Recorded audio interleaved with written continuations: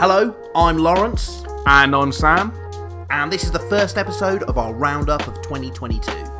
Over the next 50 minutes, we'll be talking about our best films of the year.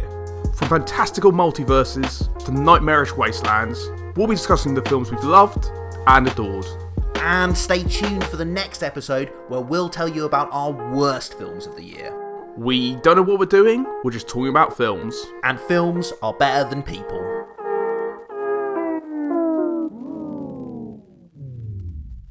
Here we are again, at the last ever episode of Films Are Better Than People for 2022. Not released in 2022, released in 2023, but it's about 2022, so that's the thing. Yeah, I got really confused there. Yeah, well, that was the idea, was to shock people, so they go, what? The last ever episode? So this is all part of the whole, theatre of the podcast. That's why people tune in, don't they? They just love that. Well, I think they probably tune in for us to talk about our favourite films and our worst films of the year, which we're about to do. That is true. Over the next couple of podcasts, we're going to talk about the best films of the year and the worst films of the year, and we're going to try and work out if it has been a good year or a bad year for films, see where our kind of judgment lies down on that. We have, three films each for the best, our sort of top three. Mine are not really in any order, but I've sort of structured them in a gentle order. We have this argument every single year. Yeah, and mine are just in a list. I like lists. Just call me Mr. BuzzFeed. But yeah, I've got a list. I'll see if that catches on. Yeah, I can start crediting you as that if you like. No, please don't. Yeah, so I've got a 3-2-1, fairly formulaic from my end, but yours are a bit mixed up. Yeah, kind of mixed up. I don't know. I guess maybe we'll get into that as we go into it. It's not really important. These are the top three. It's important to me. As I say, I love lists. Well, you do love lists, Mr. BuzzFeed. Yeah. Okay, so I guess, without any further ado, let's crack on. You volunteered to go first in this and give us or number 3 of your best films of the year. So, Sam, what's your number 3? Yeah, well, my third favourite film of the year was All My Friends Hate Me. The story is about Pete. He heads to the rural countryside where a group of his old uni friends are throwing him a birthday party. So they've been distant pals for a number of years. They haven't really seen each other in a long time. But Pete is disturbed by the inclusion of Harry, a local who he's never met before, but his group of friends claim to have met down the pub prior to Pete's arrival. And here's a little clip for you. Guys? I feel like I say they're really not stereotypical posh people. Who else is going to be there? Just the old gang. Plus some random guy called Harry that they picked up in a pub. Sorry, I forgot to introduce myself to the birthday boy. Heard a lot about you. Apparently you're one of the funniest guys on the planet.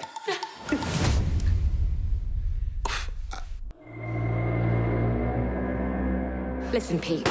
This weekend so far, you've been a bit crap, haven't you? What? Yeah, so I think All My Friends Hate Me is one of the best British comedies I've ever seen. I don't want to call it a classic too soon, and it does feel a little bit early. But I'm hoping I look back on this film in 10 years and it still remains this good and funny. It's just so dark and sinister. And I think it's really, really hard to do social satires even now. But I think this is a really funny exploration of millennialism. And so obviously... Millennialism. Try saying that 3 times. No, I can't even say it first time. So let's move on. But so being a millennial, it's kind of themes such as having access to technology, sort of mental health awareness, the ideas of political correctness, and all of these are kind of explored in different ways. It feels like an original and fresh comedy because of that. But it's also extremely terrifying. It was my most uncomfortable experience in a cinema all year. Yeah. My skin was crawling through some of the scenes because they're so horrible to sit through because of the social embarrassment that happens to a lot of these characters. Yeah. And things just get worse and worse, particularly for Pete, who is often the one on the end of some of these jokes or some of these really, really embarrassing situations. Yeah. And it's just a really, really hard film to watch. And I think I'd like to be able to watch it again, but almost with that without that sense of dread. So I could try and find it more hilarious this time. Maybe we need to get the director to do like a Sam cut, remove any of the things that are too anxiety-inducing, and just leave you with the laughs. But then it wouldn't be as good. Obviously, it wouldn't be as good. The whole point of the film is that it's all about that kind of anxiety. And the film, as it goes along, it's challenging the audience to basically say, is there something going on underneath that's very, very sinister, or is this just Pete's social anxiety? And that's the driving force of the film and the horror behind the film. So it's one part The Shining, one part Peep Show, almost. Yeah, I was going to say that. I think one of the reasons I responded to it so well was that it did remind me of some of those naughty sitcoms like Peep Show and The Office, two of my favourite sitcoms of all time. And I could be wrong, but I just don't think we ever got a cinematic equivalent of that, especially not during the noughties. I mean, some of the actors in that, David Mitchell, Robert Webb, Ricky Gervais, Steve Merchant, they've all gone and they've made certain comedies, but nothing like that we saw from the sitcoms that they produced. Yeah. But All My Friends Hate Me feels like it's written by people who love that sort of sitcom. Yeah. And there is something quintessentially British about it, where it's just on that line. Yeah. Between really, really cringe-inducing, but also really, really funny. And I have never seen a film... Well, I mean, there are films like this, but I haven't seen a film of late that does this so expertly. It's just so well written, so well directed, and brilliantly acted. I was a bit underwhelmed by this. I was really looking forward to it, and actually, I came out of it and felt a bit, underwhelmed. I loved the concept, and I loved the places that it went, and I'm not going to give anything away, but I didn't feel like there was enough of a bang at the end. But then that's sort of the point of the film as well, is that the stuff that it's dealing with doesn't always have that bang at the end. It doesn't necessarily need that. And I did love some of the awkward moments, and that was great, but I didn't really respond to it the same way that you did. I think you're completely wrong. Sorry, I really wanted to cut you off about 30 seconds ago. I think you're so wrong about that ending. The momentum and execution of it, and the joke that they make right at the end of the film, I was left there almost just kind of like shaking. Just because by the end you just want to leave the cinema and get away from it. Because throughout this film, like the character of Pete, he always feels like he's on the outside of the joke. Yeah. And it goes to a certain extreme towards the end of the film where you really think there's no coming back from it. And even at the end, there's kind of just this one extra joke, which sent me into a bit of a spiral. So, yeah, I completely disagree. I think the writing's so sharp. It ends really, really well. And, yeah, it's why it's my number 3 of the year. Yeah, I think that it could do with a rewatch. I think you've inspired me to watch it again, because I do really want to watch it again. Because I think there is something here that's special. And I think maybe it will hit me a bit better the second time round. I think it's one of those films. And I do think there's a lot of question marks left on the film as well at the end. And maybe one day, if it comes up in the podcast again, we can pick at them a little bit.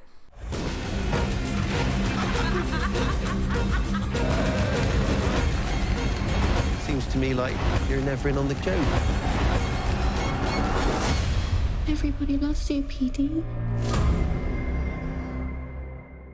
Okay, so what's your number 3 of the year, or your sort of... You can call it number 3. Okay. Call it number 3, just to settle everything. My number 3 is The Batman. This is the latest incarnation of the famous DC superhero, Batman, directed by Matt Reeves. Batman is 1 year into his crime fighting, which he took the mantle up since he was traumatised by the death of his parents.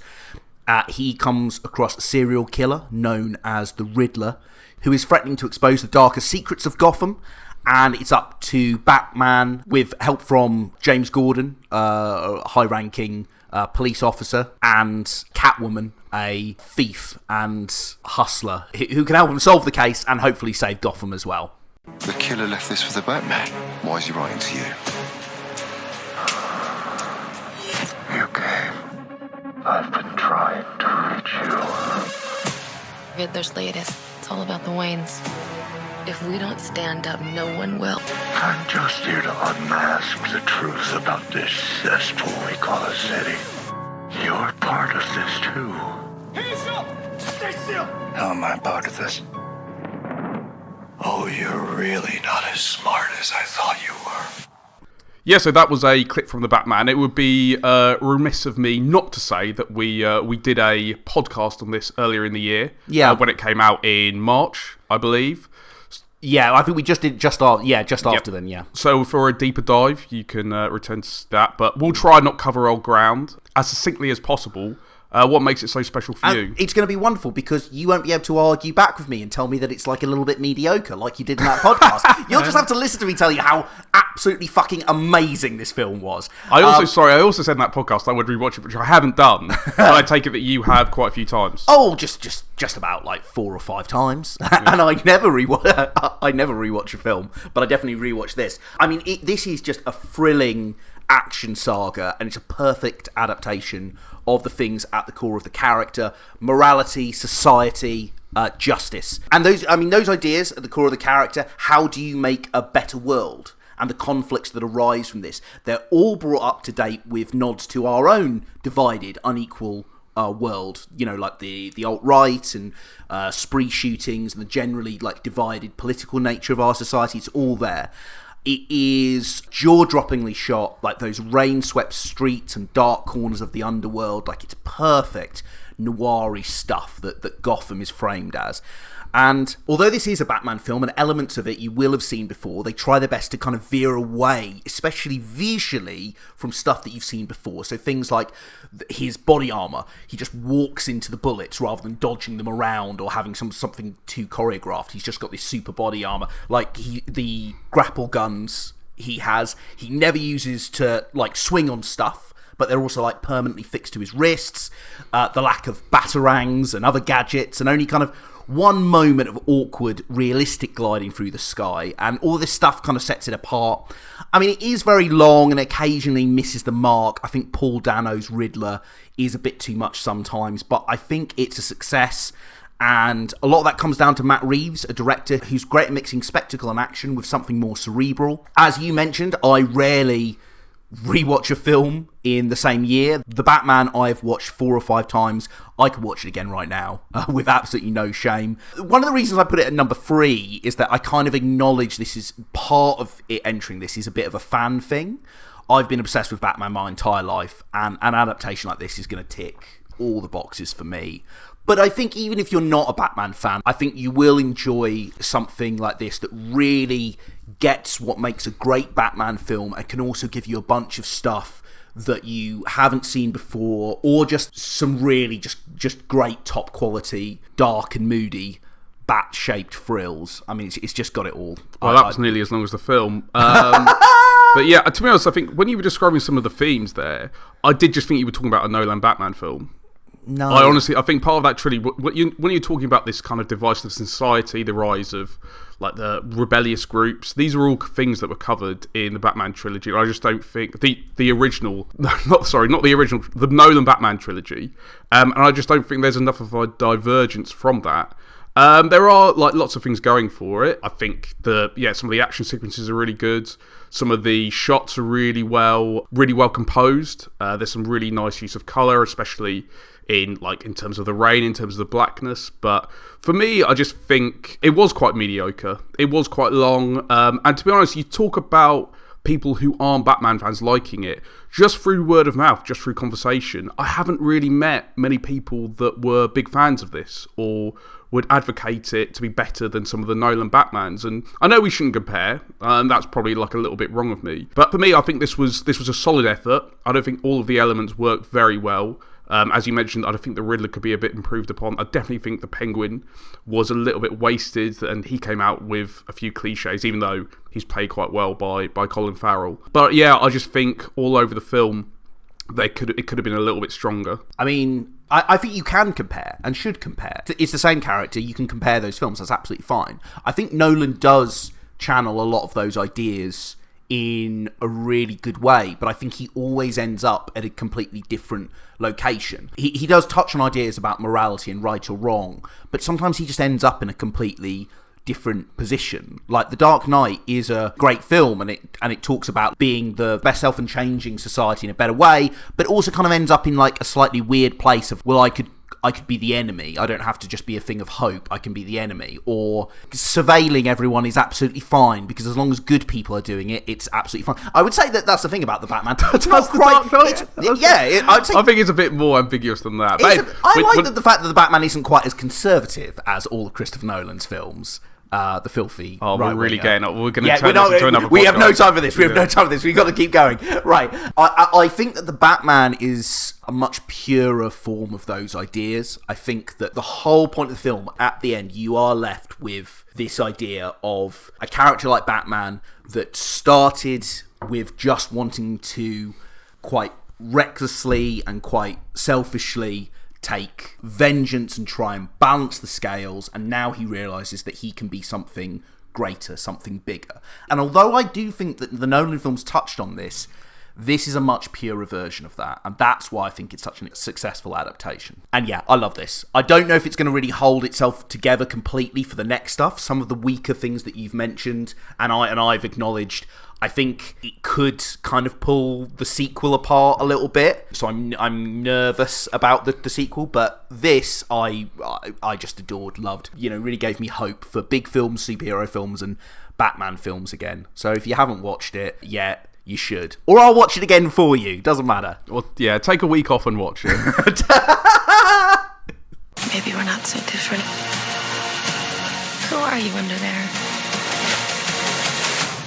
I'm vengeance. So Sam, what's next on your list? Your number 2. My number 2 of the year is Red Rocket, which was released last spring. It's about Mikey, who's an adult film actor. He returns home to Texas City with no money and pleads with his ex-wife to let him back into her house where she resides with her mother. Unable to get a job, he starts selling drugs to make money. His life is then changed when he meets 17-year-old Strawberry, who works at the local donut shop. So why are you back, Mr. Hollywood? Mikey, welcome back, dude. I'm on top of my game right now on like every single possible level. Physical stamina, my mind is sharp. I'm taking 5 HTP for serotonin in my brain. Yeah? Dude, with my skill and ability, there's no denying what I can do. The universe is on my side, bro. Before long, it'll be like we're still married.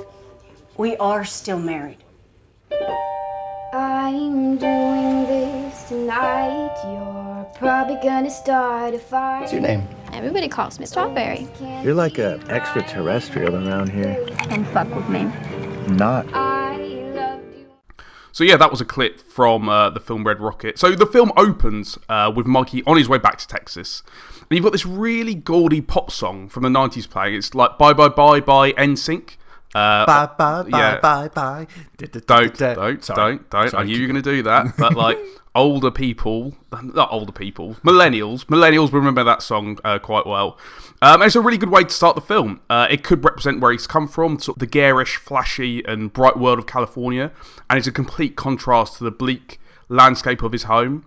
The poster for this film is him naked in this donut costume pulling a camp face, making it look like an outrageous comedy. Even the trailer for the film creates this idea of a fish out of water comedy in which a man has to return to his roots with hilarious consequences. But it's not that at all. I think that the marketing of the film might be deliberately misleading, because actually I think the second half of the film is about a man who's a groomer and a mass manipulator. It really catches you off guard, to be honest, because the first half of the film is about someone rebuilding his life, and there is something quite admirable about that. You can tell that he's charismatic, even though you know that there's something psychologically perhaps not right with him. And then as soon as he starts to get to know Strawberry, who's this sort of very young, very impressionable girl, is never shown in like a sinister way. That kind of makes it more sinister. Do you know what I mean? Yeah. The sense that the 100%. World, that in Texas City, where they are, that it's never really shown in this horrible or depressing light. And Sean Baker, the director, has form for that, because he did the same with his previous film, The Florida Project, which was also set in quite a deprived place. Yeah. But it does seem, there's something quite sort of colourful and fresh about it. But yeah, I think it could be about a film about a sexual predator. And it just catches you completely off guard. And it's just such a clever and well-built film. But yeah, I thought it might have just been me who was watching this and thinking, there is serious issues with this guy. And you kind of should maybe like watch out for, I don't know, for people like that in society. Someone who comes across as quite charismatic, quite charming. Yeah. But is really just looking out for himself. and looking for ways to make money out of other people. I mean, he's a grifter in a way, and yeah, I just think it's such a strange but actually quite brave film to make. But yeah, I found it really, really distinctive and really, really rewarding. Yeah, I love Red Rocket. I saw it just before the beginning of 2022 at the BFI Film Festival. Sean Baker is a wonderful filmmaker. There is just no one that could quite shoot American poverty like Sean Baker. He finds these locations and finds a way to really bring to life the underclass that live there, sometimes by doing a lot of street casting, getting just regular people that live in that area to be in the film and be supporting characters.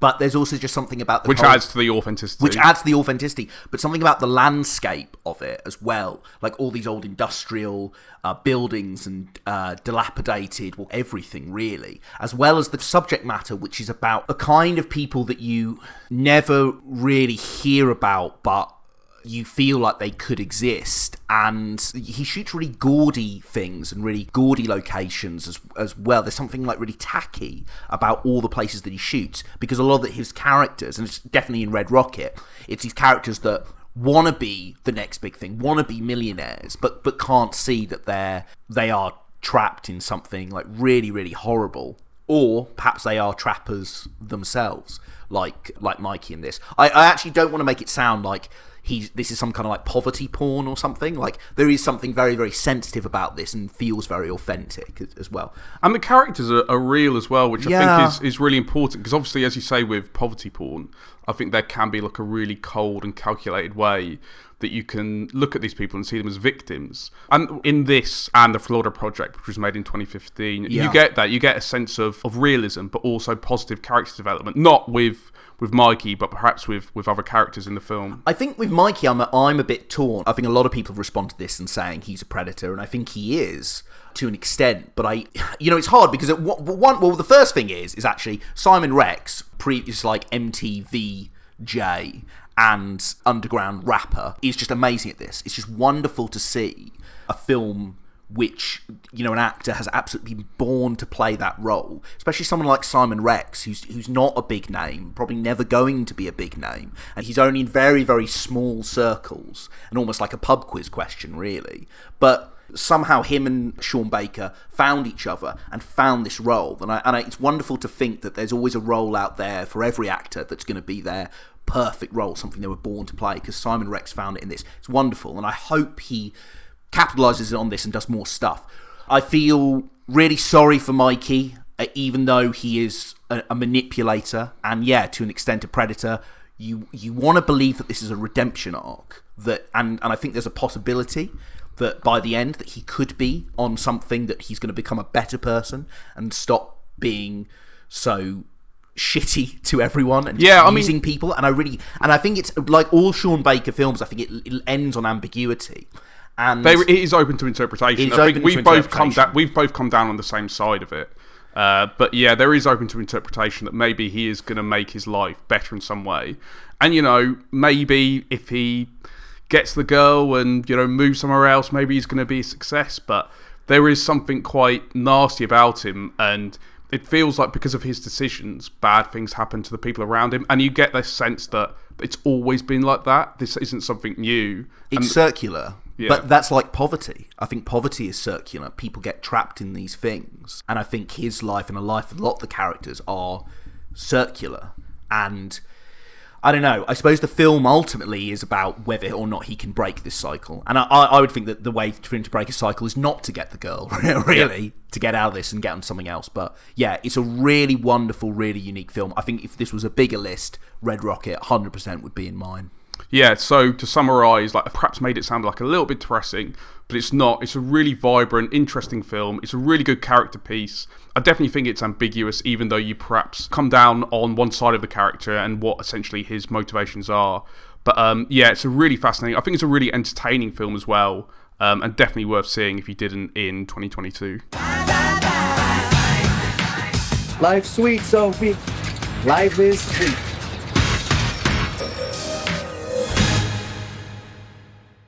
So, are we at the joint first, or...? No, we're at number 2. Number 2. But it's not the number 2 Like, this list is... Oh, yeah, well, where it falls in my list. I suppose I've got two films here that were really hard to choose between, and ultimately I think they're both very different films, but both are very, very high quality, but both are about the world in completely different ways. And I suppose I've picked this one because it's a little bit more of a pessimistic view on existence, but not one that I necessarily disagree with. It's just looking at different aspects of the world.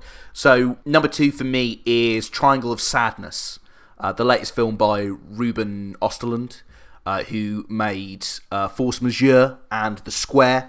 It's the story of two supermodels who are a couple, Yaya and Carl, who are on a glamorous luxury cruise for the super rich and the super beautiful, and then there is a terrible storm outside that hits the ship and causes a bunch of chaos, and then the film takes a more fable-like turn. I'm getting off well. A Russian capitalist and an American communist. On a $250 million luxury yacht. We have to work together, create a good group, good society.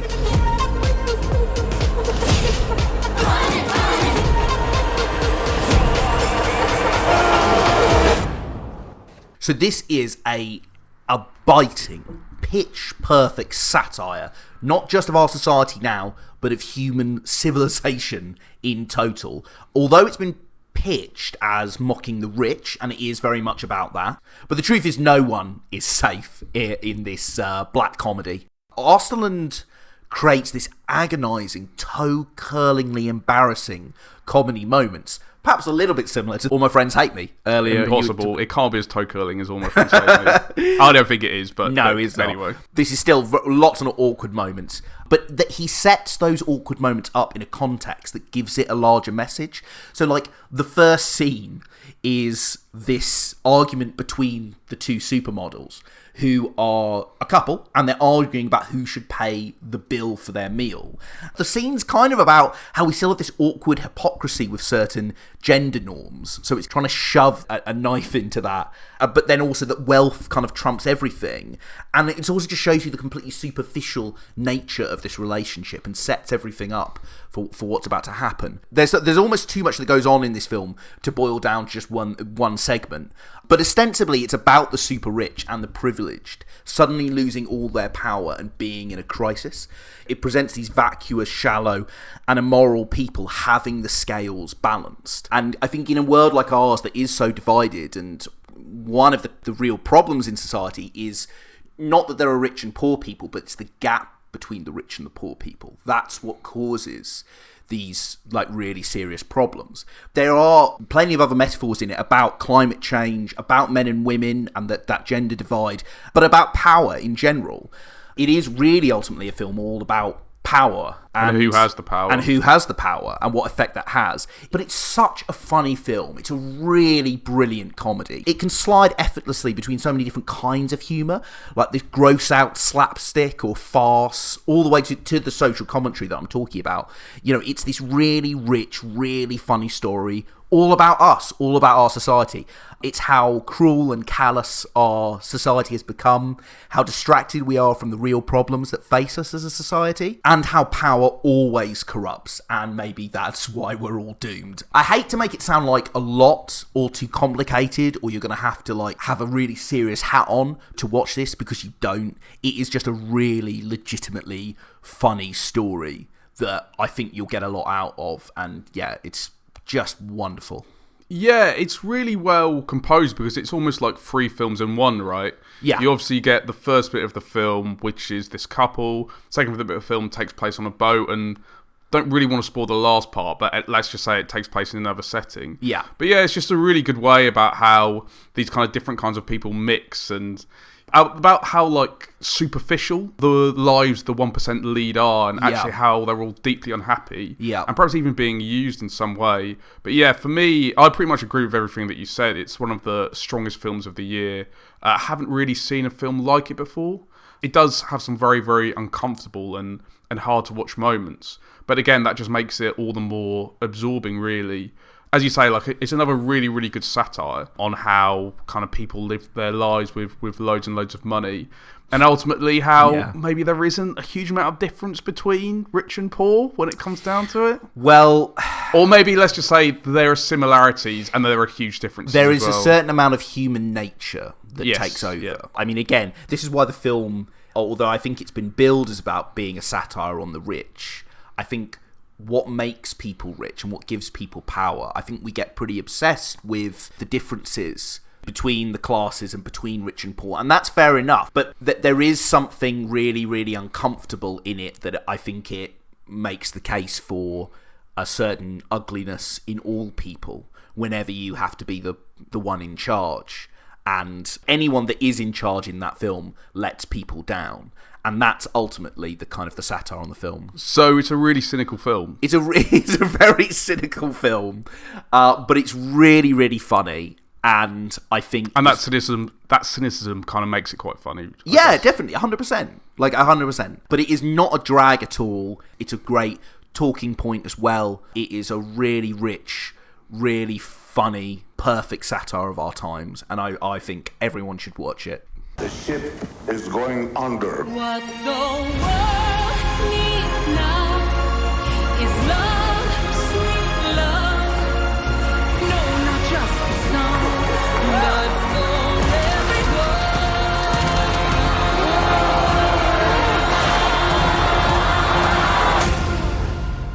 This is really bad. This is really, really bad. Yeah, so we're on to number one. Number one. So this is your number one film of 2022. Yeah, Sam, lay it on us. The best film I saw this year was The Stranger, which I saw at the London Film Festival. It was released on Netflix not too soon after that. So the story is about Mark, an undercover cop posing as a member of a criminal gang. He takes a man by the name of Henry Teague under his wing. It's up to Mark to befriend Henry, gain his trust, and then consider whether he was responsible for a murder that took place a few years previously. The whole operation hinges on you getting closer with him. I know you know this. Don't find yourself in terrain that you aren't familiar with. Hey, do you want me to teach you something that I learned at work? Close your eyes, and you're gonna breathe in. And when you breathe in, you're gonna imagine that you're breathing in really clear air. And then when you breathe out all the black, dark, bad air.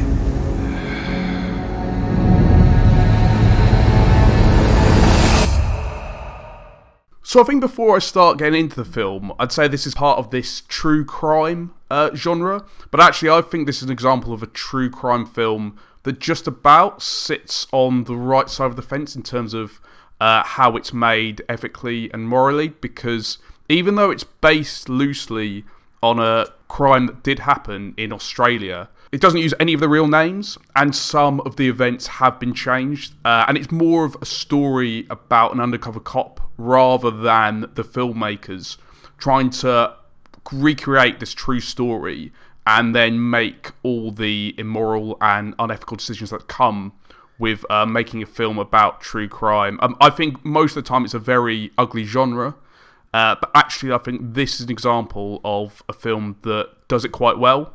And it doesn't really become about, oh, I wonder if this happened, I wonder if this didn't happen. I think one of those powerful elements of it is the use of silence, because a lot of the film is about what's unsaid.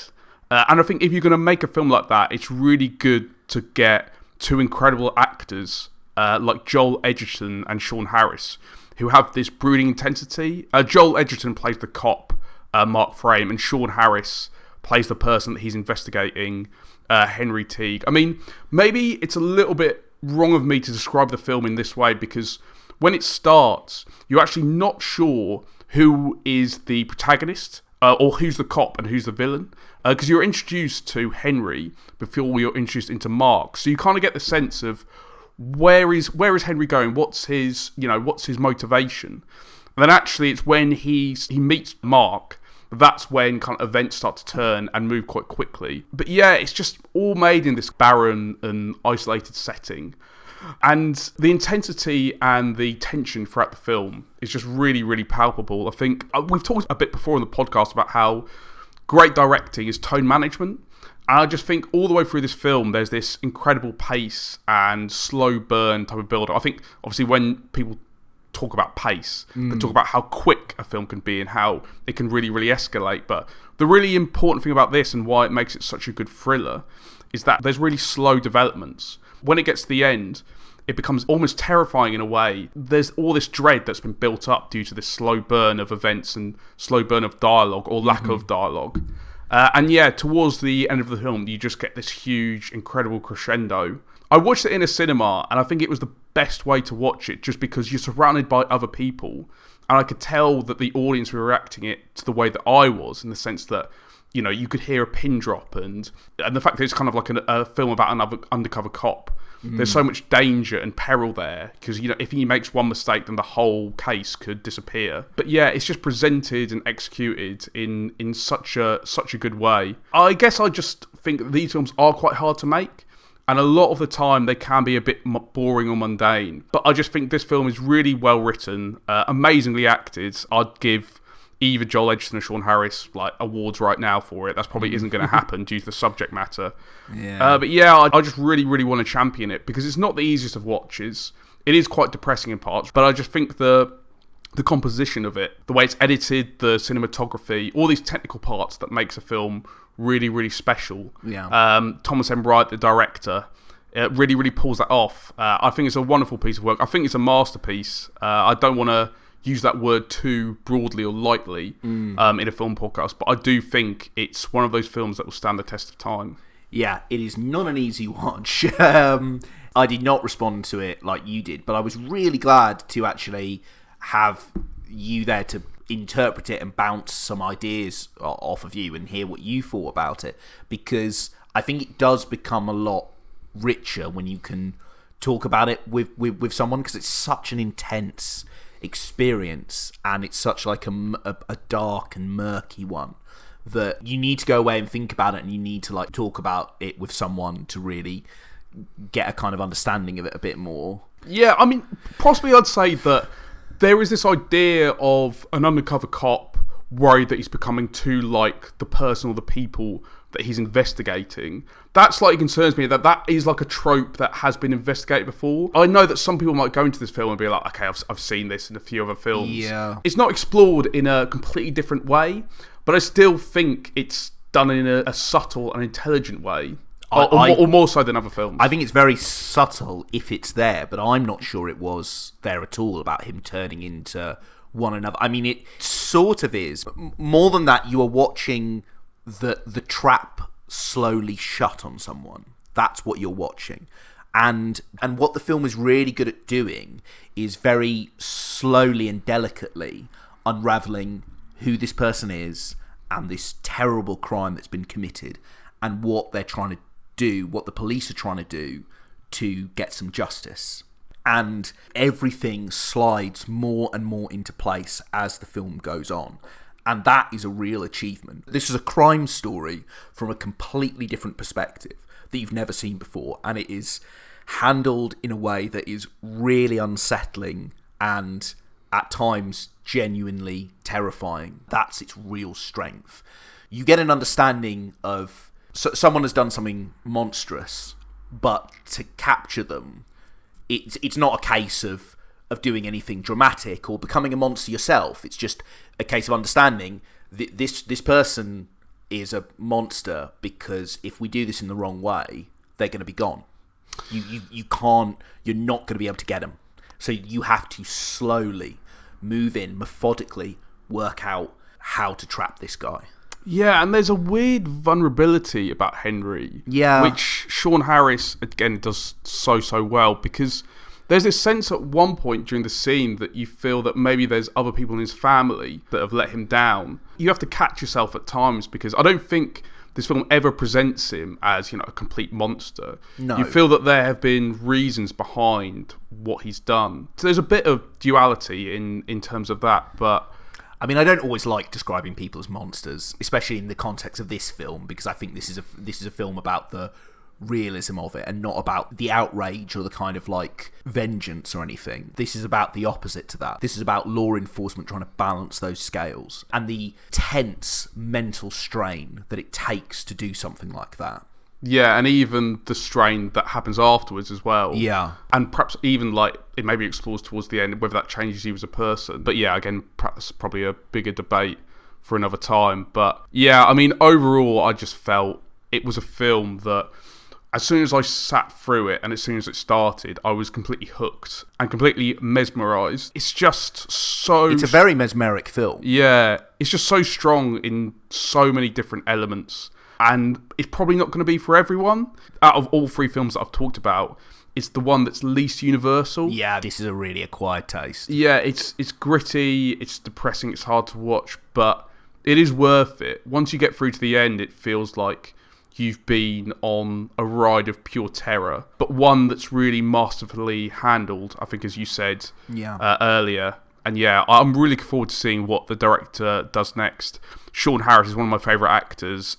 Joel Edgerton makes every film he's in better, even if the films itself aren't very good. So yeah, hopefully the same team can make another film in the future. It's my favourite film of the year. I think it's an absolute masterpiece. This is the largest missing persons case in the history of our state and is one of the largest in the history of our country. At the time, detectives found insufficient evidence for him to be considered a person of interest. Whole body's gonna relax. Your feet, your knees, your hips, your stomach, your chest. Breathe in the clear air and out the blackness. Okay, so my favourite film of the year. Sort of favourite film of the year. Along with the others, maybe. You're the one making this more complicated now. Yeah. I'm not even getting into this whole thing of me and my lists, my best films list. Sorry, I am making this convoluted. Maybe I just did, because I love lists so much, I just can't, I'm trying to get my head around it. But yeah, anyway, so this is the film that, is it your favourite? Yeah, it's my favourite film of the year. Okay, Let's just say it's my favourite film of the year. Right. And it's for my benefit, if no one else. For your benefit, if no one else's. Probably no great surprise to any regular listeners of this podcast. It's Everything Everywhere All at Once. The Everything Everywhere All at Once is the story of Evelyn, a middle-aged laundromat owner that emigrated from China to America and is raising one daughter, is in a strained marriage, is on the verge of divorce, and she has a very important, very intense meeting with the IRS, the tax people in America. While she's there, though, another version of her husband appears and tells her that the fate of the universe is in balance unless she can utilise the futuristic skills by drawing on other versions of herself from the multiverse and using their skills in order to defeat a great existential evil. Evelyn, I'm not your husband. I'm another version of from another universe. I'm here because we need your help. Very busy today. No time to help you. Across the multiverse, I've seen thousands of Evelyns. You can access all their memories, their emotions, even their skills. There's a great evil spreading throughout the many verses. And you may be your only chance of stopping it. Don't make me fight you. I am really good. I don't believe you. So what I love about this year, about 2022, is basically we have a film in Triangle of Sadness which perfectly captures why you should be pessimistic about humanity, and Everything Everywhere All at Once, which is all about why human existence is a beautiful and wonderful thing. And that's just amazing to have those two films that I feel so eloquently and perfectly tell you so much about the human experience from different ends of the spectrum. But Everything Everywhere All at Once is this really ambitious genre splicing existential journey. It's both science fiction, action, family drama comedy. And on that family drama side, actually, it sort of uses the Evelyn's family drama and kind of circles around it, and then jumps into the sci-fi concept that's like a silly version of The Matrix, basically. But that's taken just as seriously, but with jokes that have this lewd silliness of a 9-year-old. We sort of keep sliding between the micro version of this woman, unhappy in life and her family, and the macro of all of our lives and humanity's journey into self-realization. It manages to give you all these ideas about love and family and disappointment and nihilism, and just keeps hitting you with these points, these reasons to give up, and then pulls you back into this warm, happy, optimistic core. And I know it does sound like a lot. I make Triangle of Sadness sound like a lot. I'm making this sound like a lot. And it might be too weird for some people, but it's an utterly original joy of a film. Philosophy and hot dog fingers. That's my film of the year. Yeah, it's another film we covered, so we did a whole episode on it. Yeah, and you can always go back and listen to that again if you want. Yeah. Shameless plug, shameless plug, shameless plug. But no, I think you've done a good summary of it, really. Yeah. Thank you. I think it is mad, truly original, well written, loads of fun. I perhaps think it's a bit shallow now. I haven't gone back to rewatch it, and I think my memory from this film, so in retrospect, is like a good comedy with some really nice sci-fi elements to it. Yeah. But I perhaps wouldn't watch it again. I think I did say on the podcast that we did that I'd like to return to it, and I feel I've seen it. I had a lot of fun. It is smart. Sometimes it's really silly. As you said, it's kind of got that hybrid element to it, that it takes itself really seriously, but also doesn't take itself seriously at all. Yeah. And yeah, that's what makes it a chaotic mess, but in a good and rewarding way.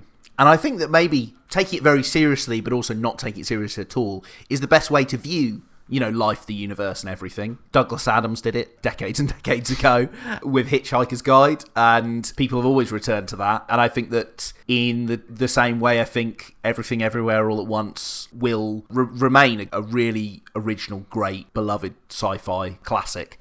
So I think completely differently from you.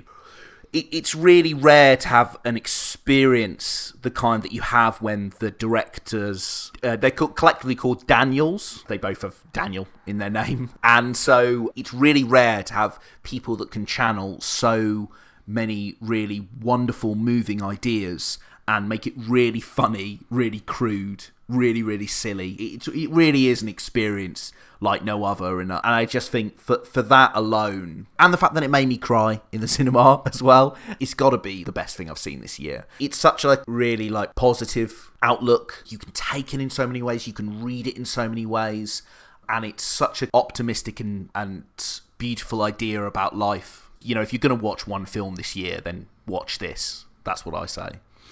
Yeah, it is really optimistic, actually. Yeah. I think that's maybe a feeling or an emotion I forgot about it. Perhaps like that sense that you could kind of go out of a cinema and feel fulfilled and feel like, oh, actually, there are good things about the world that we live in. Yeah, there are. Even though there are daily reminders that there aren't. And for that, go and watch Triangle of Sadness. But no, yeah, 100%.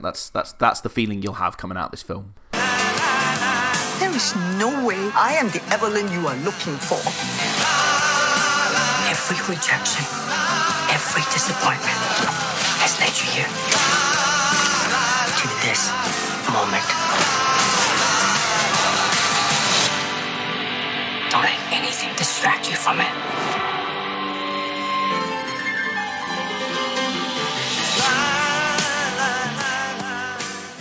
So that's it. Our best of the year. I felt like we were more divided this year than we are most years. We don't have shouting matches on this podcast really very often, but I think we had some very different experiences with these films. Yeah, I think what I'd say about The Batman and Everything Everywhere All at Once is that after I've watched them, I've come away and thought maybe it's a bit style over substance. Yeah. A bit of a cliched way to talk about films, but I guess for both those films, when you've gone under the car bonnet or you've kind of investigated their depth, for me, there isn't a huge amount there. There are perhaps good ideas, but some that just won't really sustain me watching them again, while I feel like... You're mad, I tell you. Well, I feel like with the three films I've chosen, that there are those elements, and you can look at those films and look at certain parts of them, slowly chisel away at their edges and unpick a few things. And there's something very well layered about the 3 films that I've chosen.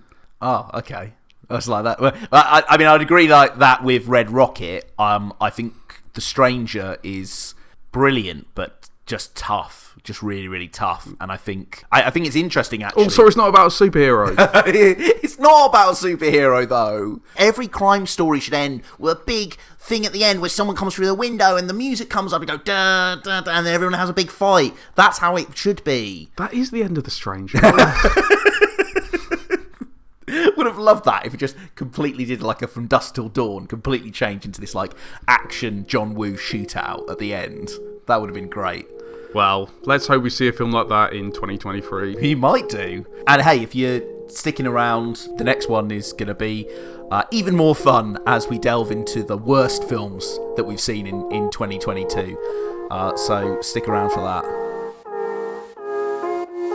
Thank you so much for listening to Films Are Better Than People. Be sure to subscribe on whatever platform you're listening to us on right now so you never miss an episode. We're on Spotify, iTunes, Google Podcasts and Soundcloud. And don't forget to come follow us on Twitter @FilmsAreBetter and like us on Facebook.com/FilmsAreBetter.